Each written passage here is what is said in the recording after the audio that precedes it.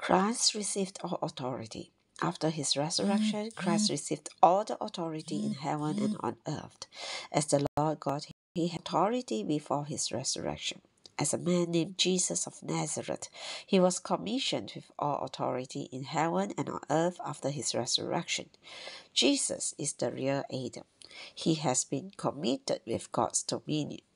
With the church, including the saints, the gates of Hades cannot prevail against the church. The fulfillment of God's intention in giving man dominion involves Christ as the head and the church, including all the saints as the body. The fulfillment of God's intention is not only with the head but also with the body.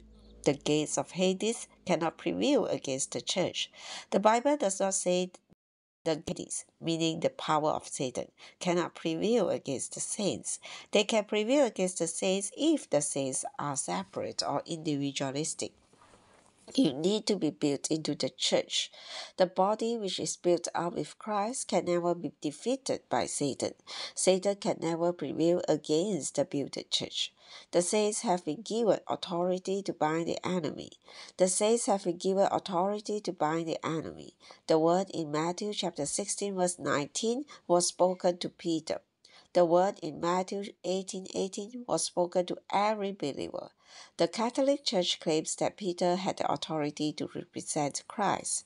They base this on Matthew chapter 16 verse 19. However, we must tell them that we also have Matthew chapter 18 verse 18.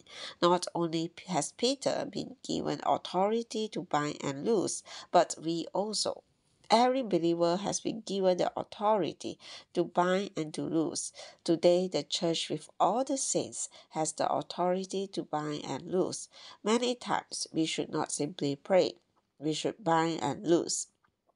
God will crush Satan under the feet of the saints. Romans chapter 16 verse 20 says, "The God of peace will soon crush Satan under your feet." Paul said, "soon." I don't know how Paul felt when he said this 1900 years ago. It may seem to us that a long time has passed, but we believe it has not been too long. Shortly, Satan will be crushed. The word crush not only means to bruise or break, but also to subdue. Satan must be under our feet.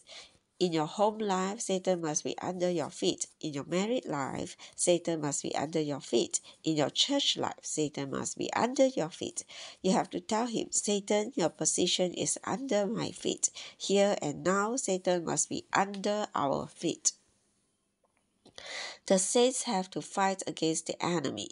2 Corinthians chapter 10 verse 3 to 5 and Ephesians chapter 6 verse 11 to 13 tell us that we must fight against the enemy.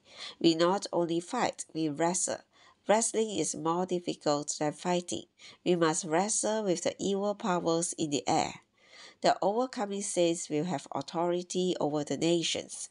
The overcoming saints will have authority over the nations. And in the millennium, they will be kings, reigning with Christ over the whole earth.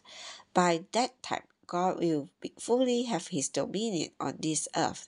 That will be the fulfillment of what God desired to have in Genesis 1.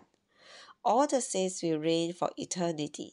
Eventually, all the saints will reign as kings over the earth for eternity in the New Jerusalem. At that time, Satan, the evil angels in the air, and the sea with all the demons will be cast into the lake of fire. All the pollution will be cleared away. The air, the water, and the earth have been polluted. When eternity comes, all the pollution will disappear. Everything will be clear, and God's dominion will be there. God's authority will be exercised on the earth.